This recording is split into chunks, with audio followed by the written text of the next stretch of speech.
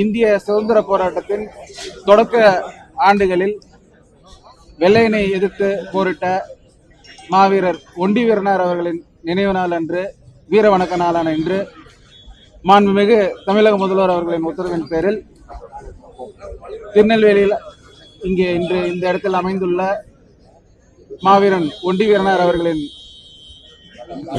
நினைவிடத்திற்கு மணிமண்டபத்திற்கு நானும் மாண்புமிகு நீதித்துறை அமைச்சர் சகோதரர் மரியவேல் சென்னை அவர்களும் மாண்புமிகு முதல்வர் அவர்களின் உத்தரவின் பேரில் இன்று வந்து வீர வணக்கம் செலுத்தினோம். ரொம்ப சந்தோஷமா இருக்கு. எங்க சமூகத்தின் முக்கிய ஒரு சுதந்திர போராட்ட வீரரா ஒண்டி வீரனாரை கருதுகிறோம். அந்த ஒரு அரசு சார்பாக இன்று வந்து கலந்து கொள்வதில் பெருமகிழ்ச்சி அடைகிறேன். அதுவும் மாண்புமிகு முதல்வர் அவர்கள் ஒடுக்கப்பட்ட சமூகத்தின் மீது மிகவும் அக்கறை கொண்டவர்.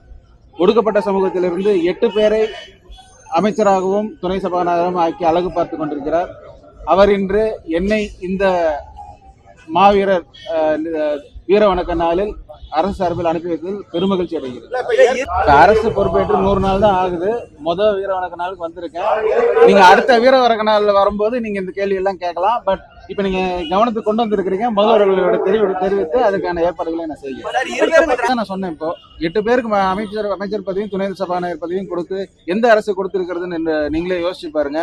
அப்படியே ஒரு ஒடுக்கப்பட்ட சமுதாயத்துக்கு ஒரு அமைச்சர் அந்தஸ்து கொடுத்தாலும் ரொம்ப சின்ன டிபார்ட்மெண்ட் கொடுப்பாங்க. என்னை போன்றவருக்கு பத்திரப்பதிவுத்துறை கொடுத்து அழகு பார்த்திருக்கிறார். அது மட்டும் இல்லாம செய்தி விளம்பரத்துறை, கல்வித்துறை, உயர்கல்வித்துறைன்னு பெரும் துறைகள் எல்லாம் கொடுத்து அழகு பார்த்திருக்கு. இதை விட உங்களுக்கு என்ன எடுத்துக்காட்டு? அதுவே வந்து இந்த சமூகத்துக்கு கம்மியா கூட இருக்கலாம் அப்படிங்கிறது தான் மாண்புமிகு முதல்வர் அவர்கள் ஜாதி அடிப்படையிலான கணக்கெடுப்பு நடத்துறதுக்கு உத்தரவிட்டுள்ளார். அது வந்ததுக்கு அப்புறம் இந்த சமூகத்துக்கு எவ்வளவு ஆக்சுவலா தேவையோ அது கிடைக்கும், கண்டிப்பா கிடைக்கும். அது 5% இருக்கலாம், 6% இருக்கலாம். ரிசல்ட் வரும்போது தெரியும். கிடையாதுங்க. பத்திரப்பதிவுத்துறையில லஞ்சம் முற்றிலும் ஒழிக்கப்பட்டு கொண்டிருக்கிறது. கூடிய சீக்கிரம் விரைவில் ஒழித்து கட்டுவோம். இன்னைக்கு இந்த கேள்வி எல்லாம் வேணாம். இன்னைக்கு நாங்க ஒண்டி வீரனுக்காக வந்திருக்கோம். வீர வணக்க நாள் அதோட முடிச்சுக்கலாம். இல்ல, ஆக்சுவலா இது ரொம்ப லாங் டியூ. ரொம்ப லாங் டியூவா இருந்திருந்தாங்க. மாண்புமிகு முதலமைச்சர் அவர்கள் அனௌன்ஸ் பண்ணோடனே இது ரொம்ப கம்ஃபர்டபுளா தான் இருக்கும். இல்ல, நீங்க விடுதலை சிறுத்தை கட்சி எம்எல்ஏ சொன்னதை நீங்க கேட்டிருப்பீங்க. சட்டமன்றத்துல அவங்க வச்ச கோரிக்கைக்கு ஏத்துதான் முதலமைச்சர் அவர்கள் அனௌன்ஸ் பண்ணிருக்காங்க. அப்படிலாம் கிடையாது. உங்க யூகத்துக்கு எல்லாம் பதில் சொல்ல முடியாது. இன்னைக்கு விஷயம் பெட்டர் ஆயிட்டு இருக்கு. ரொம்ப பெட்டர் ஆயிட்டு இருக்கு. வரப்போற நாட்கள்ல பாப்பீங்க என்னென்ன ரிஃபார்மேஷன் நடைமுறைப்படுத்த போறோம்னு சொல்லிட்டு ஆல்ரெடி அனௌன்ஸ் பண்ணிட்டேன். அதை பத்தி நான் அனௌன்ஸ் இதுல சட்டமன்றத்திலையும் சொல்லிட்டேன். என்ன ரெஃபர்மேஷன் கரெக்டா ஜிடிபி இதுக்குன்னு சொல்லிட்டேன். டெப்ட் ஜிடிபியும் நாங்கள் குறைச்சிட்டு வரோம்னு சொல்லிட்டேன். டெப்ட் இன் ரெவன்யூ ரெசிப்ட் நான் குறைச்சிட்டு வந்துட்டு இருக்கோம்னு சொல்லிட்டு இருக்கேன். ஃபர்ஸ்ட் குவார்டர் அது கிளியரா இருக்கு, கவலைப்படாது.